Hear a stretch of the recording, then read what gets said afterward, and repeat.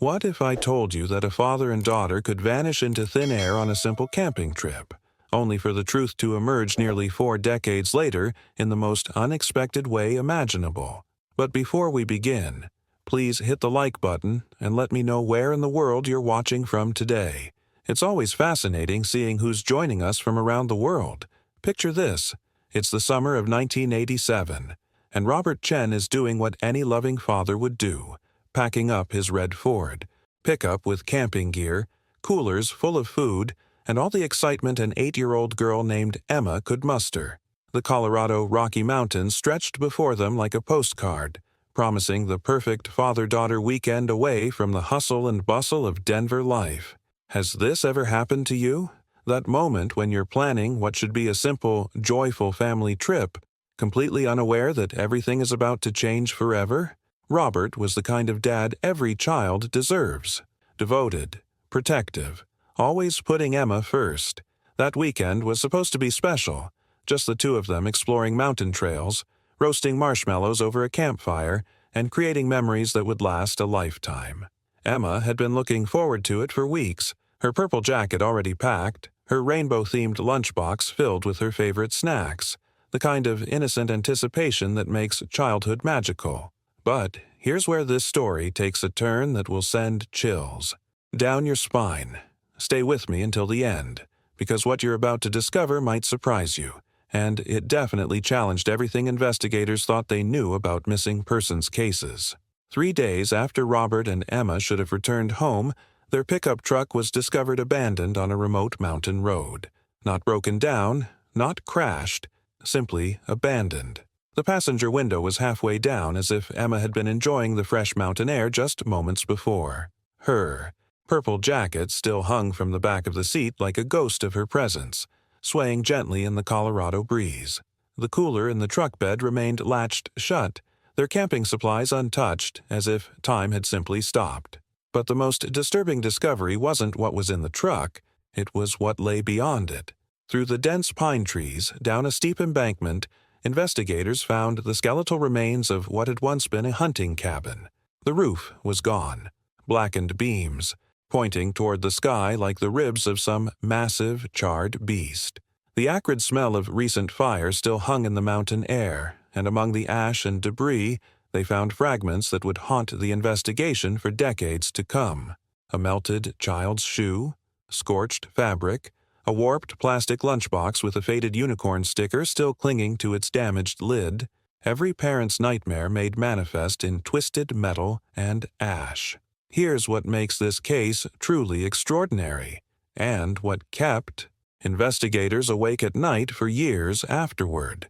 There were no bodies, no human remains, no bones, nothing that definitively proved Robert and Emma had perished in that fire. The burn pattern was too controlled, too contained. The surrounding trees remained untouched, as if someone had very carefully orchestrated exactly what they wanted investigators to find. Was this a tragic accident, or something far more sinister? Was someone trying to make Robert and Emma Chen disappear permanently? And, if so, what really happened during those final moments in the Colorado wilderness? What you're about to discover will challenge everything you think you know about cold cases, survival, and the lengths people will go to uncover the truth.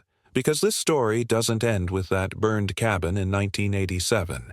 It's just the beginning of a mystery that would take nearly 40 years to unravel, involving hidden underground chambers, desperate survival tactics, and a discovery that would change one family's life forever.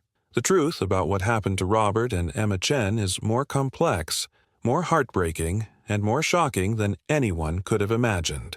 The transformation in this case began with what seemed like routine maintenance work.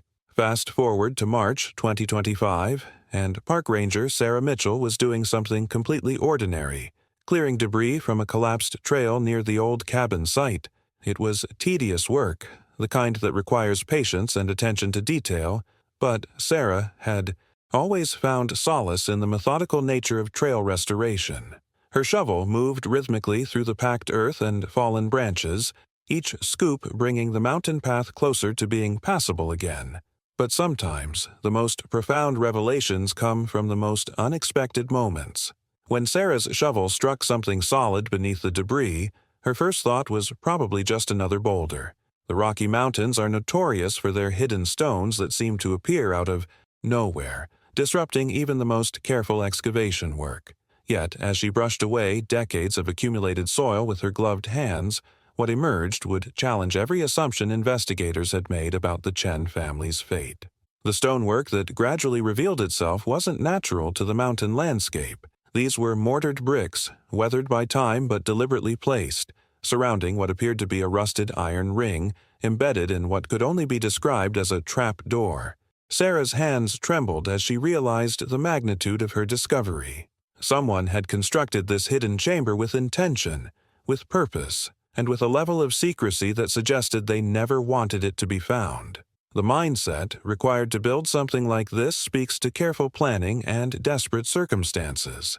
This wasn't a casual construction project or an old root cellar forgotten by previous property owners.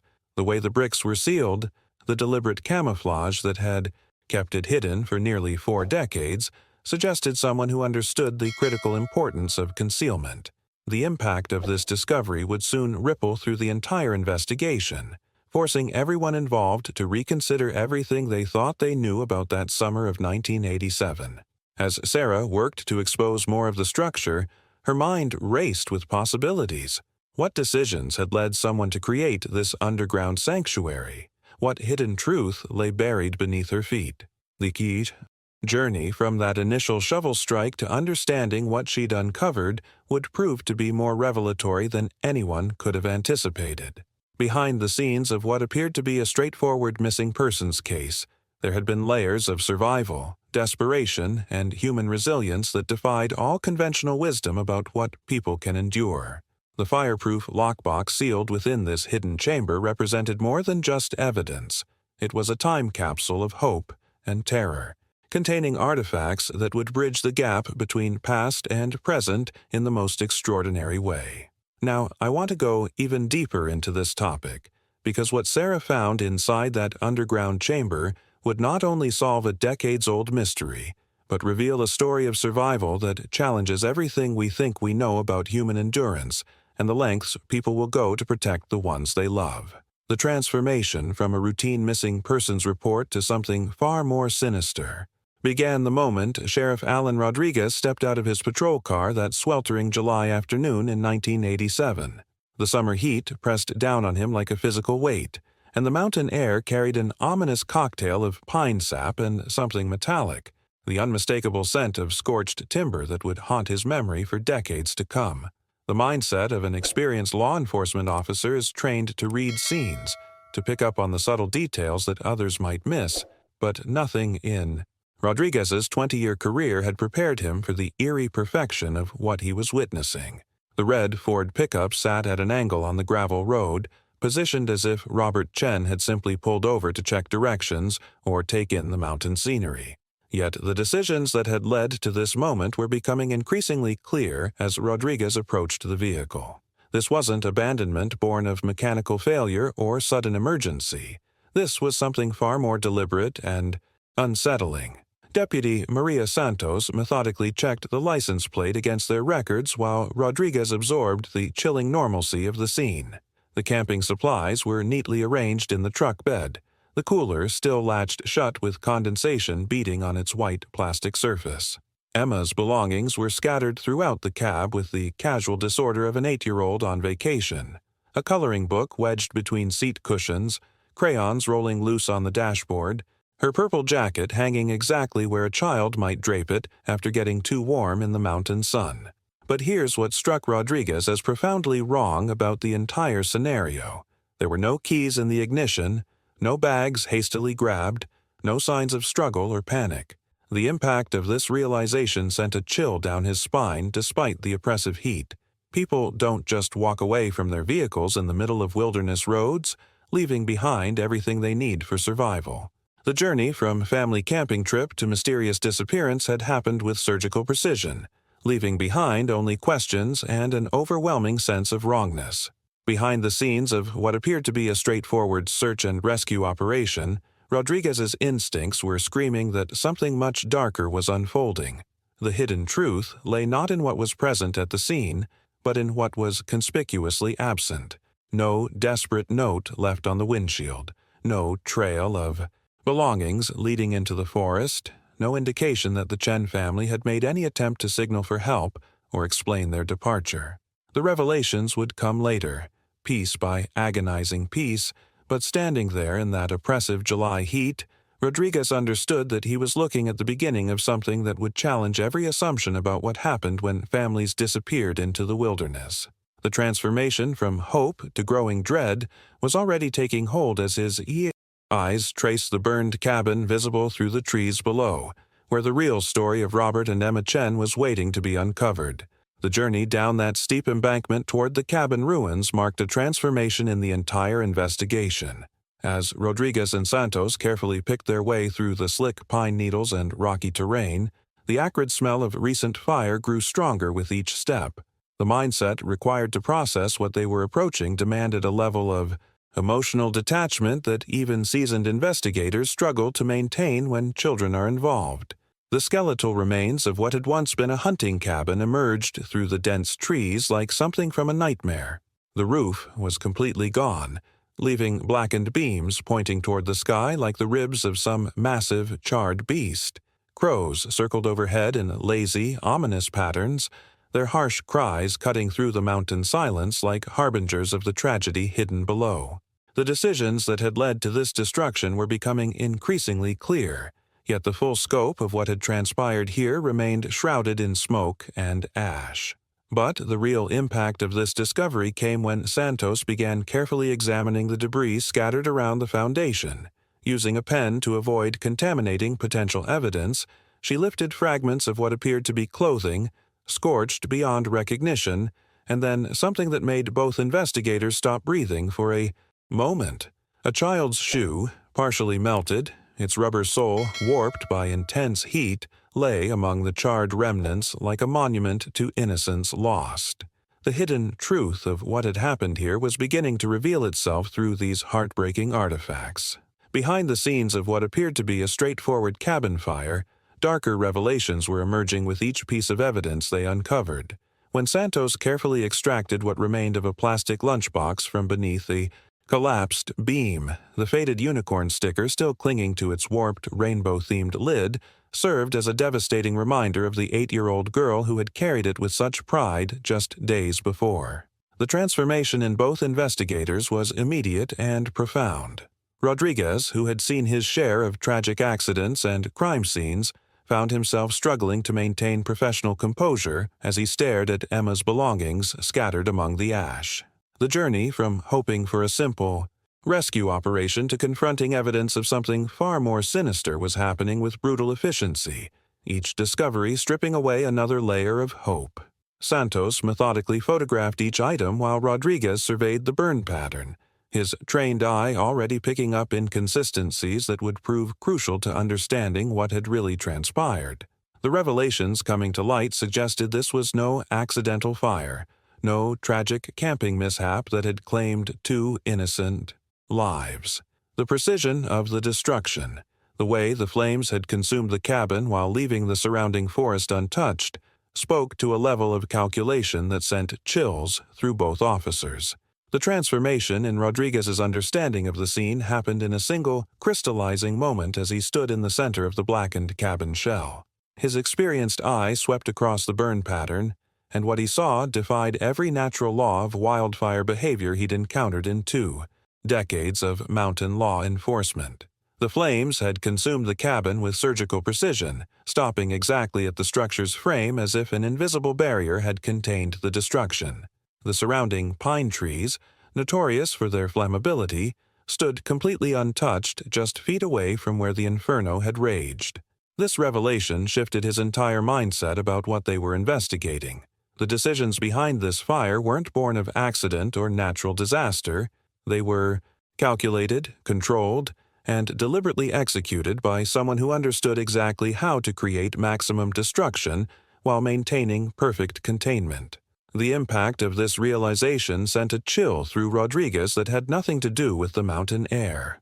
Behind the scenes of what appeared to be a tragic camping accident, Someone had orchestrated a carefully planned deception.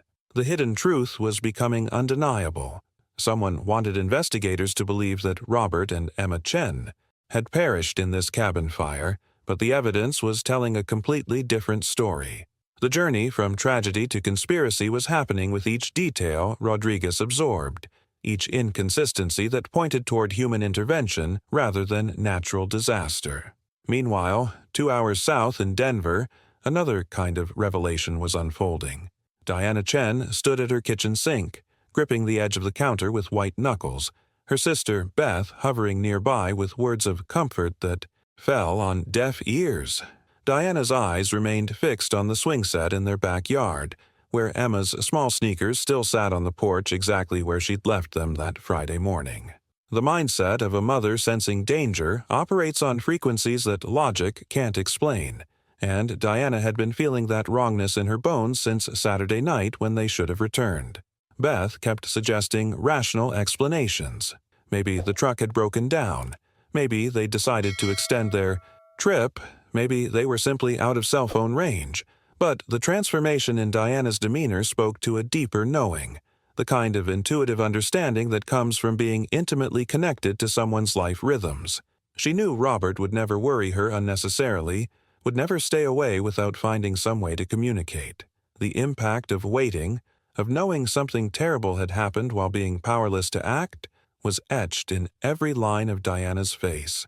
Her journey from hopeful wife and mother to a woman preparing for the worst was happening in real time, each hour of silence confirming what her heart had already accepted. The revelations about the controlled burn pattern and staged scene would come later, but Diana's maternal instincts were already processing the hidden truth that her family was in grave danger. The transformation from suspicion to confirmation came through the meticulous work of the forensic team that arrived later that afternoon. As technicians combed through the debris with metal probes and specialized equipment, the hidden truth Rodriguez had sensed earlier began crystallizing into undeniable fact. The mindset required for this kind of investigation demands patience and precision, but what they discovered through their methodical process was far more revealing than any dramatic revelation could have been. 2 K-9 officers methodically searched the perimeter, while forensic specialists sifted through every fragment of ash and charred material within the cabin's footprint. The impact of their findings was profound in its absence rather than its presence. After hours of careful excavation, not a single fragment of human bone, not one dental filling, not even the smallest trace of organic material that would indicate human remains had been consumed by the fire. The journey from tragic accident to calculated deception was complete. This fire had been deliberately set to create the illusion of death without any actual victims. Behind the scenes of what appeared to be thorough destruction, someone had orchestrated a masterpiece of misdirection. The decisions that led to this elaborate staging spoke to a level of premeditation that chilled every investigator on the scene. Rodriguez's instincts had been correct. Someone wanted them to believe Robert and Emma Chen had perished in this cabin, but the forensic evidence was telling a completely different story. The revelations took an even more ominous turn when the search dogs picked up a scent trail leading north from the cabin ruins. The German shepherds, trained to detect human scent even days after it had been laid down, followed a clear path through the dense pine forest with confident determination. But then, just 30 yards from the cabin, something extraordinary happened. The trail simply vanished, as if Robert and Emma had been lifted from the earth itself. The explanation came in the form of fresh tire tracks pressed deep into the soft mountain soil. The transformation from foot travel to vehicular transport had happened at this exact spot, suggesting someone had been waiting with a vehicle to transport the Chen family away from the scene. The mindset required to plan such an operation spoke to careful surveillance and predetermined escape routes that had been established well before that July weekend. The impact of this discovery sent shockwaves through the investigation team. The hidden truth was becoming impossible to ignore. Robert and Emma Chen hadn't died in a cabin fire. They had been deliberately taken by someone who had gone to extraordinary lengths to cover their tracks. The journey from missing persons case to kidnapping was happening in real time, But the revelations about who was responsible and where the family had been taken were only beginning to unfold. The transformation from a decades-old cold case to an active investigation happened almost overnight when Sarah Mitchell made that fateful call to local law enforcement. Fast forward to March 11, 2025, and the mountain ridge that had kept its secrets for nearly 4 decades was about to reveal the hidden truth that would rewrite everything investigators thought they knew about the Chen family's fate. Sheriff Rebecca Harper emerged from the trees alongside a team of evidence technicians, her sharp instincts already processing the significance of what Sarah had uncovered. The mindset of a veteran investigator is finely tuned to recognize when routine discoveries might hold extraordinary revelations, and Harper's 25 years in law enforcement had taught her to approach such moments with both excitement and caution. The decisions made in the next few hours would determine whether this breakthrough would finally provide answers or simply deepen the mystery. The impact of standing over that sealed trapdoor was profound for everyone present. Behind the scenes of what appeared to be simple stone and mortar work lay the potential to unlock secrets that had been deliberately buried for almost 40 years. The journey from Sarah's initial discovery to this moment of coordinated investigation represented a transformation not just in the case itself, but in the very understanding of what survival and desperation could drive people to accomplish. As the team carefully worked to lift the sealed hatch, the anticipation was palpable. Each loosened stone, each careful pry of the crowbar brought them closer to revelations that had been waiting in darkness since the Reagan administration. The ancient hinges groaned in protest as decades of accumulated debris and calcified mortar finally gave way, revealing a short wooden ladder descending into what appeared to be a perfectly preserved underground chamber. The dry air that escaped carried scents of mildew and rust, but also something else. The unmistakable mustiness of items that had been sealed away from time itself. Harper descended first, her flashlight beam cutting through darkness that hadn't been disturbed since the 1980s, when someone had made desperate decisions about survival and concealment. The transformation from surface-level investigation to subterranean discovery was happening in real time. Each rung of that ladder taking them deeper into a hidden truth that would challenge every assumption about what had happened to Robert and Emma Chen. The impact of what Harper's flashlight revealed in that first sweep of the chamber was immediate and overwhelming. The journey into this underground sanctuary would prove to be more than just a physical descent. It was a journey back through time to moments of terror, hope, and desperate love that had played out in complete secrecy beneath the mountain soil. The transformation from speculation to devastating reality happened the moment Harper's flashlight illuminated the contents of that fireproof lockbox. The photograph lying on top was pristine despite its age, the edges slightly curled but the image crystal clear. 8-year-old Emma with her arms wrapped around Robert's shoulders, both radiating the kind of pure joy that comes from a perfect father-daughter moment. The mindset shift for everyone present was immediate and profound. This wasn't just evidence anymore. This was a glimpse into the last happy moments of a family that had been presumed dead for nearly 4 decades. The impact of seeing Emma's bright smile and Robert's protective embrace hit the investigation team like a physical blow. Behind the scenes of what they had assumed was a straightforward cold case, real people had lived, loved, and faced unimaginable terror. The decisions that had led to this photograph being carefully preserved in a fireproof container spoke to someone who understood they might not survive to tell their own story. But the real revelation lay beneath that photograph. Harper carefully lifted a spiral notebook, its cover warped from years of pressure but remarkably well preserved. The handwriting on the first page was shaky but completely legible, and the opening words would rewrite everything investigators thought they knew about the Chen family's fate. For whoever finds this, July 16, 1987, the entry began, followed by the haunting declaration that sent chills through everyone in that underground chamber. If you're reading this, we didn't make it out. The journey from missing persons case to survival story was happening in real time as Harper read those desperate words aloud. The hidden truth about what had transpired in those mountains was finally beginning to emerge through Robert's own testimony, preserved in his careful handwriting like a message in a bottle, cast into an ocean of time. The transformation in understanding was complete. Robert and Emma hadn't died in that cabin fire. They had survived, they had hidden, and they had documented their ordeal with the kind of methodical precision that comes from a father, desperate to ensure his story would someday be told. The revelations contained in those pages would challenge every assumption about human resilience and the lengths people will go to protect the ones they love. Each word Robert had written represented a decision made under unimaginable pressure, a mindset focused entirely on survival and the desperate hope that someone, someday, would find their testimony and understand what had really happened in those terrifying days. The transformation in Diana Chen's life had been gradual but complete over the course of nearly 4 decades.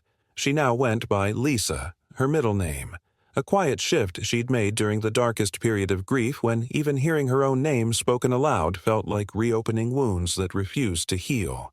The mindset required to survive the loss of both husband and child had fundamentally changed her, creating a woman who existed in a carefully constructed bubble of routine and emotional distance.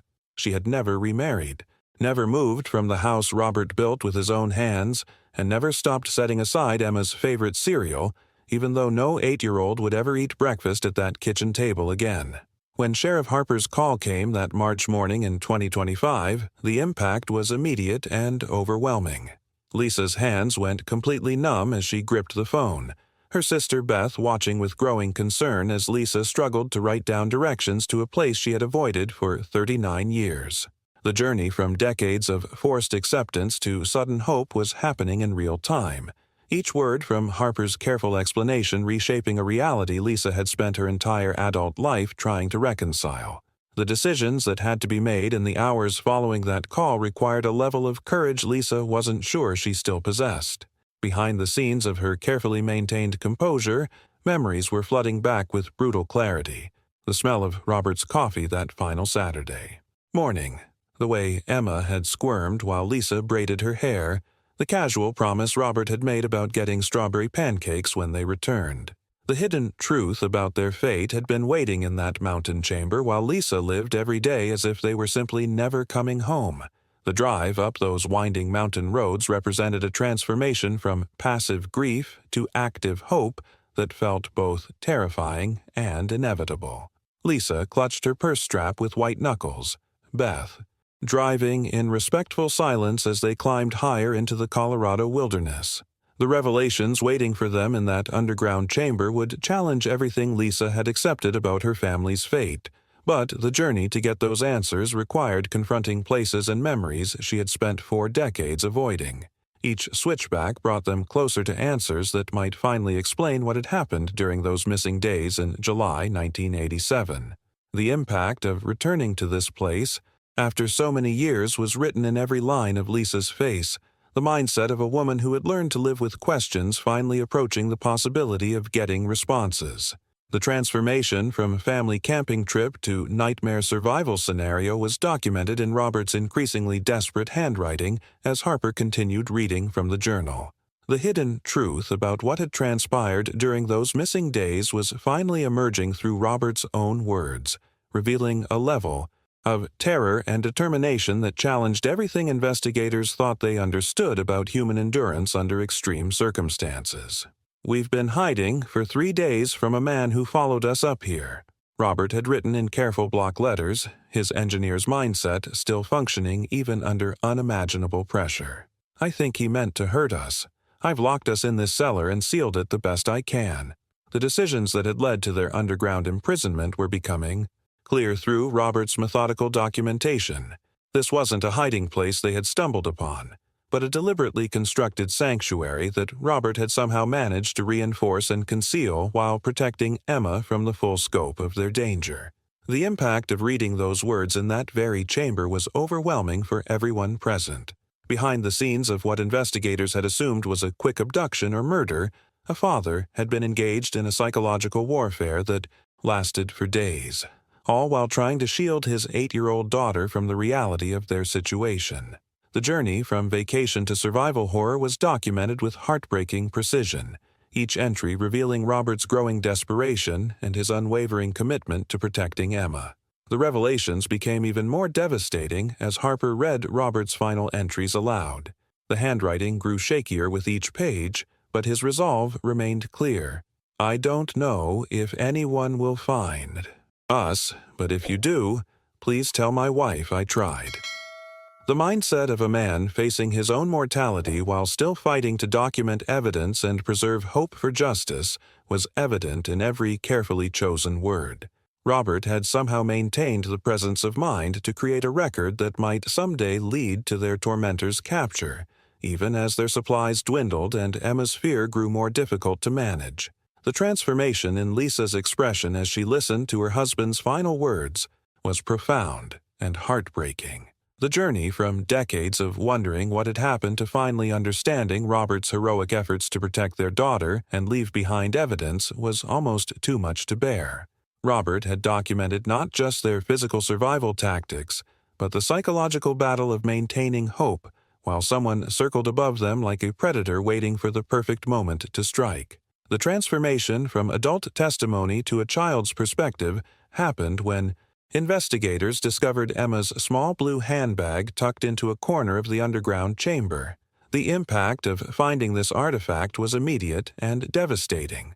While Robert had documented their ordeal with the methodical precision of an engineer, Emma had left behind her own testimony written in the careful block letters of an 8-year-old trying to be understood. The mindset of a child facing unimaginable terror while still maintaining hope that someone would eventually find her words speaks to a level of resilience that challenges everything we think we know about childhood trauma and survival. "If you find this, my name is Emma Chen. My daddy is with me. We are hiding from the man in the trees," she had written in purple crayon on a piece of notebook paper. The decisions that led an 8-year-old to document her own potential final moments reveal the hidden truth about how children process extreme danger, with a clarity and directness that adults often lose in the complexity of fear.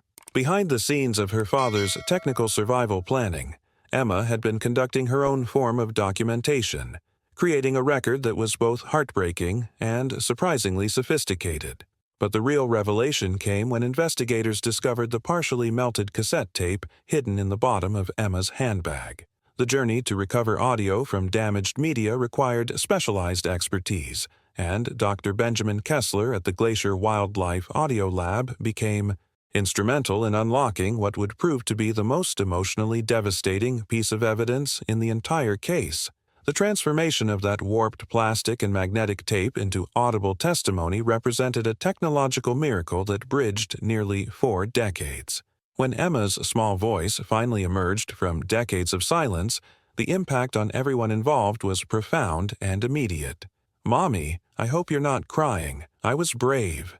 Daddy said I was brave," her 8-year-old voice whispered through the laboratory speakers with a clarity that defied the physical damage to the recording medium. The revelations contained in that brief audio clip would prove more powerful than volumes of written testimony, capturing not just Emma's words, but the tremor in her voice, the careful way she tried to sound strong while clearly terrified. The mindset shift for investigators was complete as they listened to a child trying to comfort her mother from beyond what she believed might be her final moments. The hidden truth about Emma's extraordinary courage under impossible circumstances was finally being revealed through her own voice, preserved like a message of love cast into an ocean of time and tragedy. The transformation from tragedy to horror became complete when investigators heard Emma's small voice describe witnessing the cabin fire from their underground sanctuary. "He set fire to the cabin. I saw the smoke through the crack in the trap door. We could hear the wood crackling. The smoke came in slow, then fast." Her 8-year-old voice continued on the recording, documenting events that completely revolutionized the investigation's timeline. The mindset shift for everyone listening was immediate and profound. Emma and Robert hadn't died in that fire. They had survived it, hidden beneath the earth while their supposed death scene was being orchestrated above them. The impact of this revelation sent shockwaves through the entire investigative team. Behind the scenes of what everyone had assumed was a murder-suicide or accidental death, a far more sinister scenario had been unfolding. The decisions made by their tormentor weren't born of rage or desperation. but cold calculation designed to eliminate witnesses while creating the perfect cover story. The hidden truth was becoming undeniable. Someone had deliberately set that fire knowing there were survivors underground, either hoping to smoke them out or simply believing the chamber would become their tomb. The journey from accepting her family's death to confronting the possibility they had been taken alive was almost too much for Lisa to process. As Emma's voice continued describing their desperate survival tactics, Lisa's legs nearly gave out. Beth caught her sister's arm as Lisa gripped the edge of a nearby table, the weight of 39 years of grief suddenly shifting into something far more complex and devastating. Hope mixed with horror, relief tangled with rage. The revelations emerging from that audio recording were rewriting everything investigators thought they knew about the case. Emma's voice carried not just the terror of their situation, but also detailed observations about their captor's behavior, his methods, and the timeline of events that had led to their underground imprisonment. The transformation in Lisa's understanding was happening in real time as she listened to her daughter's final recorded words, each sentence revealing new layers of suffering she had never imagined. The mindset required to process this information demanded a fundamental shift in how everyone involved approached the case. This was no longer about solving a decades-old murder. This was about understanding how two people had survived impossible circumstances and what had ultimately happened to them after that underground recording was made. The impact on Lisa was written in every line of her face as she struggled to reconcile 39 years of mourning, dead with the possibility that her family had suffered far longer than anyone had ever imagined. The transformation from isolated incident to recognizable pattern began when investigators started digging into the background of Vincent Dale Thompson, the man whose fingerprints had been discovered at the Red Canyon Motor Lodge. The mindset shift required to understand what they were dealing with was profound. This wasn't a crime of opportunity or a moment of desperation, but the calculated, hunting behavior of a predator who had refined his methods over years of targeting vulnerable families in remote locations. Thompson's history revealed a chilling transformation from petty criminal to sophisticated stalker. He was known to use multiple identities, cycling through false names with the practiced ease of someone who had made anonymity an art form. The decisions that guided his lifestyle spoke to careful planning and deliberate isolation. He lived completely off-grid, moving between cheap motels and remote campgrounds, always paying in cash, never staying long enough to be remembered. The impact of this discovery was immediate for investigators who suddenly understood they were dealing with someone far more dangerous and experienced than they had initially realized. Behind the scenes of what appeared to be a random encounter in the Colorado wilderness, Thompson had been conducting systematic surveillance of potential victims. The journey from casual predator to the Chen family's nightmare had involved careful observation and planning that extended far beyond that fateful July weekend.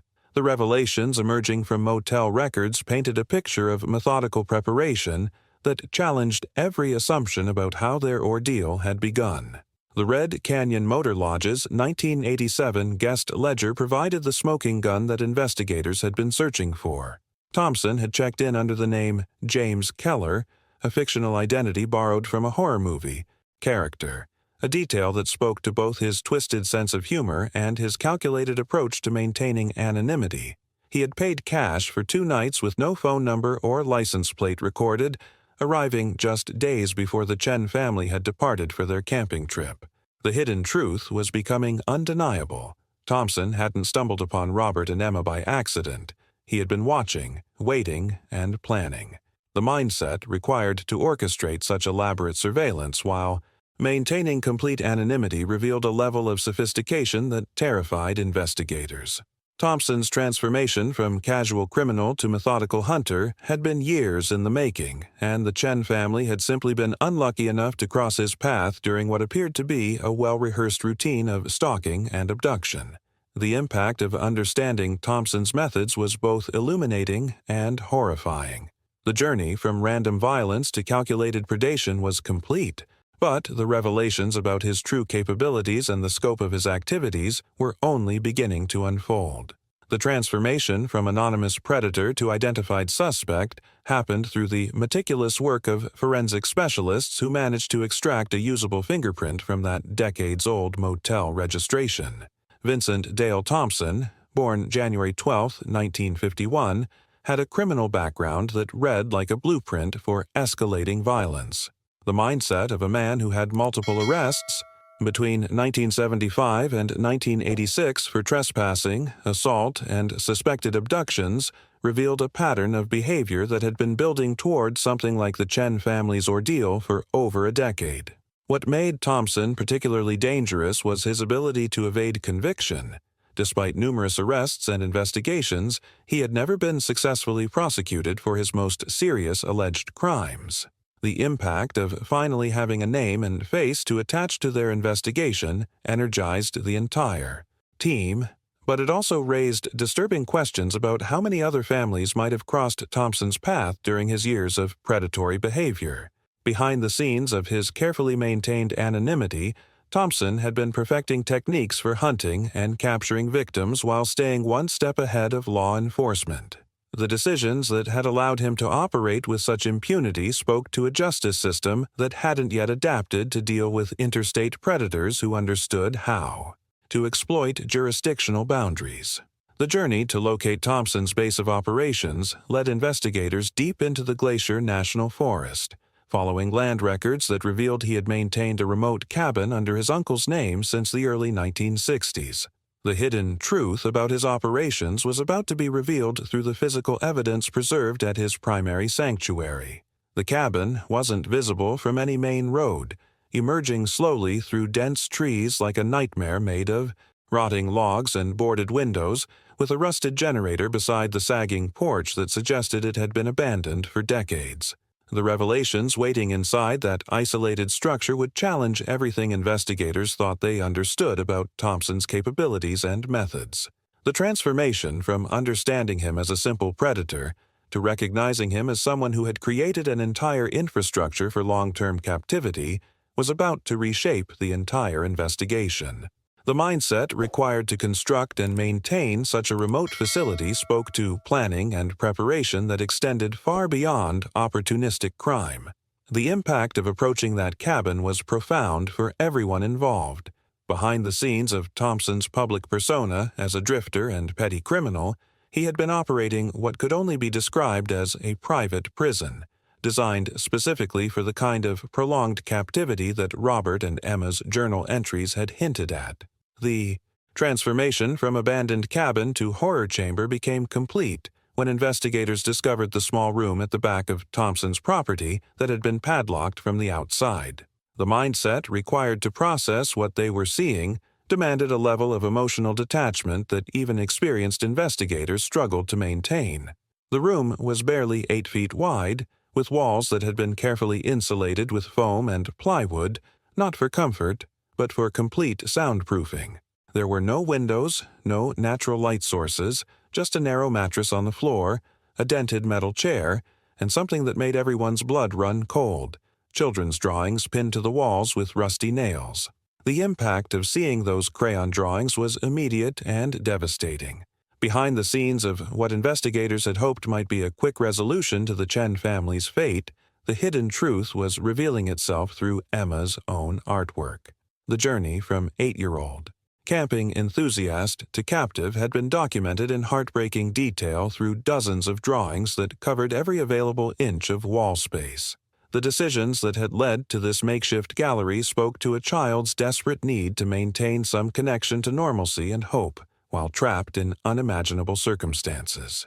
The revelations contained in Emma's artwork were both heartbreaking and illuminating. One drawing showed 2 stick figures holding hands near what appeared to be a cabin, but the larger figure had no face, as if Emma had deliberately chosen never to give her captor recognizable human features. The transformation in her artistic style was evident as investigators examined drawings that spanned what appeared to be several years, progressing from the confident, colorful work of a happy 8-year-old to increasingly dark and sparse sketches that spoke to prolonged trauma and psychological survival. The mindset of a child finding ways to process and document Her captivity through art revealed an extraordinary level of resilience that challenged everything investigators thought they understood about childhood trauma.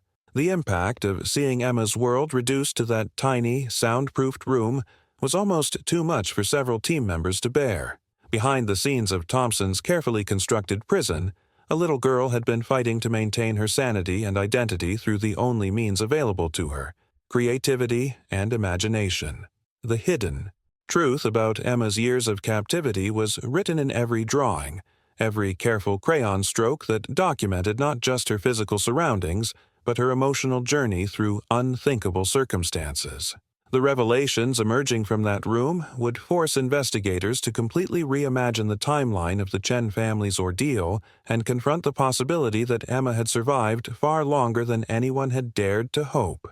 The transformation from hope to devastating confirmation happened when investigators discovered Emma's original rainbow lunchbox tucked beneath the narrow mattress in that soundproof prison. The mindset shift was immediate and profound, as they realized this wasn't just any lunchbox. This was the same one Emma had carried with such pride on that July morning in 1987, now containing the accumulated treasures of a childhood stolen and confined. Inside were friendship bracelets made from thread scraps, broken crayons worn down to nubs, and a photo of herself that she had somehow managed to keep through years of captivity.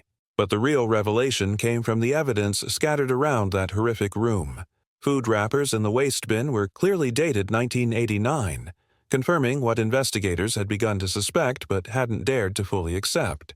Emma had been kept alive in this prison for at least 2 years after the cabin fire. The impact of this discovery was staggering. Behind the scenes of what everyone had assumed was a quick abduction and murder, a little girl had been surviving in conditions that challenged every assumption about human endurance and resilience. The journey from 8-year-old camping enthusiast to long-term captive was documented not just through her artwork, but through the careful way she had preserved items that connected her to her former life. The decisions Emma had made to maintain these small treasures spoke to an extraordinary strength of character that had somehow survived years of unimaginable trauma. The hidden truth about the duration of her captivity was rewriting everything investigators thought they knew about the case timeline. But here's where the story takes an unexpected turn that would challenge everything investigators thought they understood about Emma's ultimate fate. In 1995, 8 years after her disappearance and 3 years after the dated evidence from Thompson's cabin, an unidentified woman was found abandoned at the emergency entrance of Riverside General Hospital. The transformation from missing child to mystery patient represented a gap in the timeline that investigators were only beginning to piece together. The nurse who had worked with the patient for decades explained that Jane Rivers had arrived dehydrated and severely malnourished, never speaking but clearly understanding everything around her. The mindset of someone existing in a state of traumatized silence while maintaining cognitive awareness suggested psychological survival mechanisms that had been forged through prolonged trauma. The revelations about this mysterious woman's condition were beginning to paint a picture that seemed almost too extraordinary to believe. The transformation from silent mystery patient to acknowledged survivor happened in the most profound and heartbreaking way imaginable. When investigators carefully placed the childhood photographs in front of Jane Rivers, the impact was immediate and undeniable. At 47 years old, Emma's body stiffened as she stared at the image of herself at age 8, standing beside Robert with that bright, innocent smile that belonged to a different lifetime. The mindset shift required to bridge 30 years of suppressed identity was written in every line of her face as recognition dawned with devastating clarity. But the real breakthrough came when investigators showed her the crayon drawings recovered from Thompson's cabin.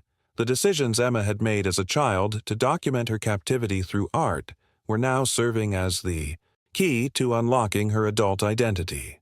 With one trembling finger, she slowly traced the stick figure child in her own drawing, the same careful movements she had made decades earlier with broken crayons in that soundproof prison. The journey from artistic expression to identity confirmation was happening in real time, as memories that had been buried for survival purposes began surfacing through the power of her own creativity. The hidden truth about Emma's extraordinary resilience was about to be revealed through the most powerful evidence of all, her own voice calling across the decades. When investigators played the cassette recording recovered from the underground chamber, the revelations that followed challenged everything anyone thought they understood about trauma, survival, and the human capacity for endurance. As her own 8-year-old voice filled the room saying, "My name is Emma Chen," the woman who had been silent for 30 years finally broke down in silent sobs that racked her entire body. The impact on everyone present was overwhelming. Behind the scenes of what had appeared to be a straightforward missing persons case, they were witnessing the resurrection of an identity that had been deliberately buried as a survival mechanism. The transformation from Jane Rivers back to Emma Chen was happening through the power of her own childhood testimony, preserved like a message of hope cast across an ocean of trauma and time. Lisa, who had been watching from across the room, moved forward instinctively as her daughter, now a middle-aged woman bearing the invisible scars of unimaginable suffering, finally acknowledged the truth that had been locked away for 3 decades. The mindset required to process this reunion after 38 years of believing her child was dead challenged every assumption about grief, hope, and the possibility of miracles emerging from the darkest circumstances. The transformation from hope to scientific certainty happened within 48 hours when the expedited DNA results arrived from the state laboratory. The impact of seeing those conclusive numbers on paper was profound, even though everyone already knew in their hearts what the tests would confirm. The broken woman, clutching a worn, stuffed rabbit, was indeed the little girl who had vanished with her father decades ago. The mindset required to process this confirmation challenged every assumption about survival, identity, and the human capacity to endure. Unimaginable circumstances while somehow preserving the essential core of who they are. Behind the scenes of Emma's decades-long silence lay a story of psychological survival that defied every textbook case study about trauma and resilience. The decisions she had made to protect her sanity during years of captivity had included burying her identity so deeply that it took the power of her own childhood voice to resurrect it. The journey from 8-year-old Emma Chen to 47-year-old Jane Rivers represented a transformation that was both heartbreaking and miraculous, revealing the extraordinary lengths the human mind will go to preserve life when death seems like the only alternative. But while investigators were celebrating the miracle of Emma's survival, the hidden truth about what had happened to Robert was about to emerge through another breakthrough discovery. The revelations that would complete the puzzle came from an unexpected source, a foreclosed farm in Montana where Thompson's abandoned 1979 brown Plymouth Vista Cruiser had been discovered buried in briars behind a rotting livestock barn. The car was a time capsule of evidence, its windshield cracked and paint consumed by rust, but containing artifacts that would reveal the full scope of the tragedy that had befallen the Chen family. The impact of processing that vehicle was immediate and devastating. The journey from Emma's survival story to understanding Robert's ultimate fate was happening through forensic evidence that had been preserved by accident rather than design. The mindset shift required to process what investigators found in that rusted car would challenge their understanding of Thompson's methods and reveal the calculated cruelty that had separated father and daughter during their years of captivity. The transformation in the investigation's focus was complete, as evidence emerged that would finally answer the question that had haunted Lisa for nearly 4 decades. What had happened to her husband after he had fought so hard to protect their daughter in that underground chamber? The decisions Thompson had made about Robert's fate spoke to a level of calculated evil that went beyond simple abduction and entered territory that challenged everything investigators thought they understood about human cruelty. The transformation from hope to devastating finality happened when investigators processed the photographs found hidden in Thompson's abandoned vehicle. The impact of seeing those time-stamped images was immediate and heartbreaking. Robert Chen had been kept alive and tortured for weeks after the cabin fire that was supposed to have killed him. A photograph dated August 5, 1987 showed Robert bound to a chair, his face bearing the evidence of prolonged abuse, nearly 3 weeks after investigators had assumed both he and Emma had perished. The mindset required to process this evidence challenged everything the team thought they understood about Thompson's methods and the true timeline of the Chen family's ordeal. Behind the scenes of what appeared to be a straightforward abduction, Thompson had been conducting a systematic campaign of psychological and physical torture that extended far beyond the initial cabin incident. The decisions that had led to Robert's prolonged captivity spoke to a level of calculated cruelty that went beyond simple murder into territory that challenged every assumption about human evil. The journey from protective father documenting his family's survival to victim of extended torture was documented through a series of photographs that revealed Thompson's true nature as someone who derived satisfaction from prolonged suffering.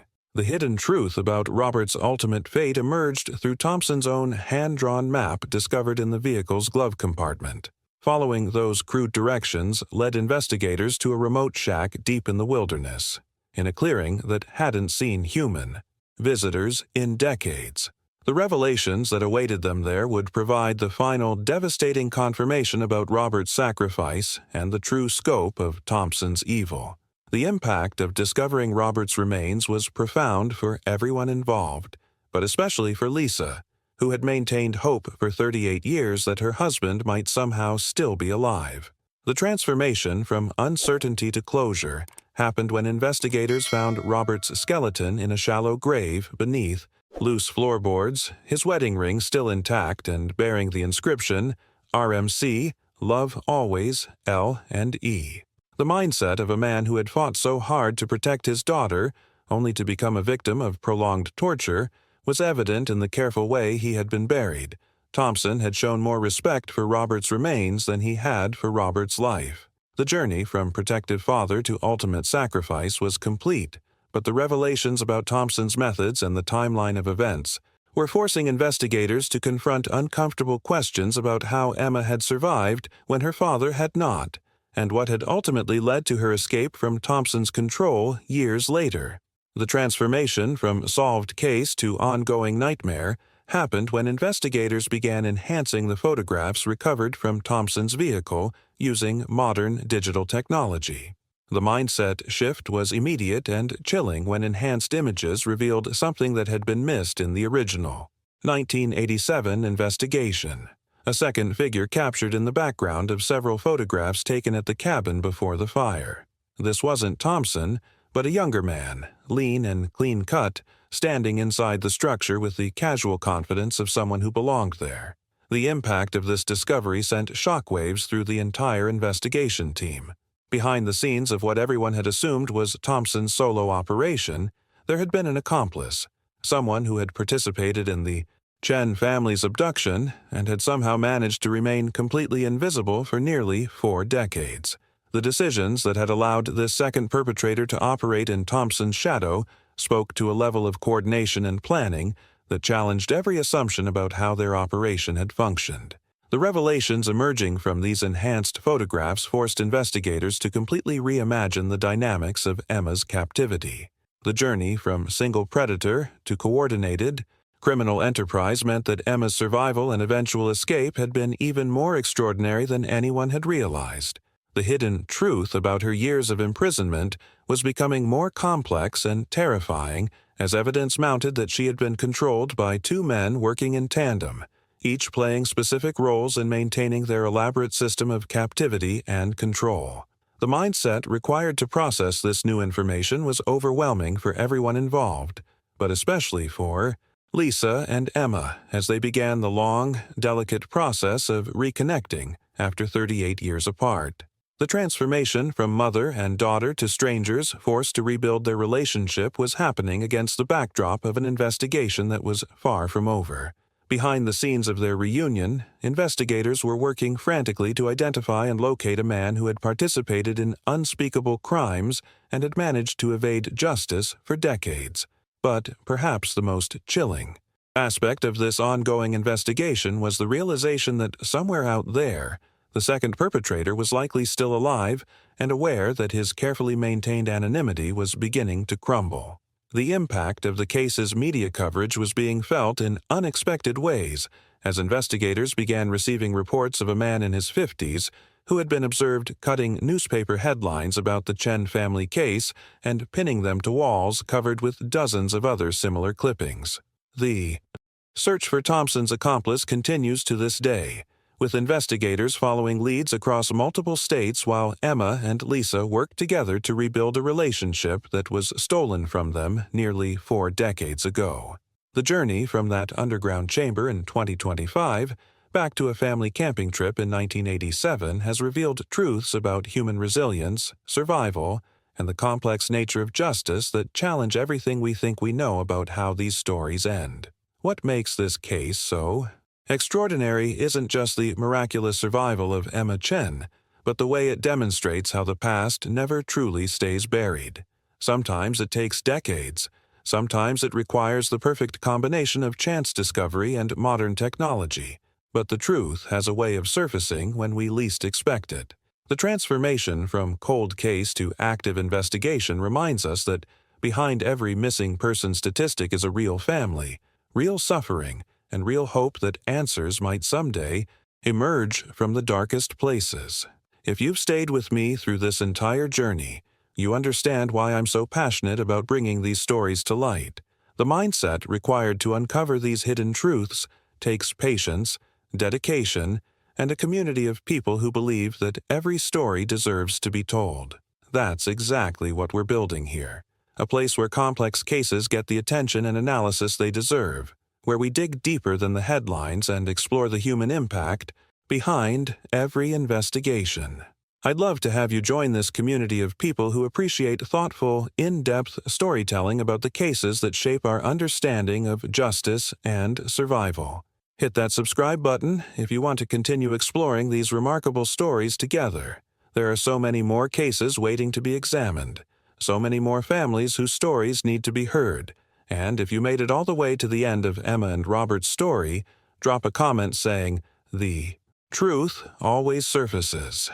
I read every single one, and it means everything to know you're engaged with these difficult but important narratives. Your like on this video helps ensure that stories like Emma's reach the people who need to hear them, who might be facing their own impossible circumstances or searching for their own missing family members. There's a video right here that explores another case where new technology helped solve a decades-old mystery. Click and continue with me over there, because sometimes the most unexpected discoveries happen when we keep digging deeper into the stories that refuse to stay buried.